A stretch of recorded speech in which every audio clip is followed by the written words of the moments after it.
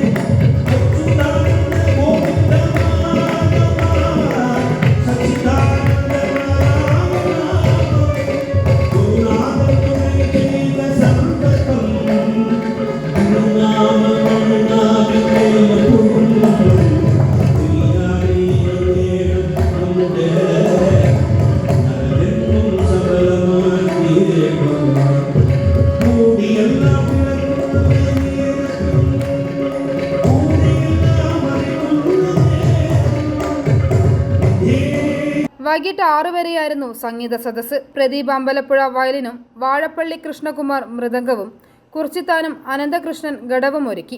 സംഗീത സദസ്സിനു ശേഷം തന്ത്രി മുഖ്യൻ മനത്താറ്റില്ലത്ത് ബ്രഹ്മശ്രീ അനിൽ ദിവാകരൻ നമ്പൂതിരിയുടെ മുഖ്യ കാർമ്മികത്വത്തിൽ തൃക്കൊടിയേറ്റ് നടന്നു. i4 news, Ettumanoor.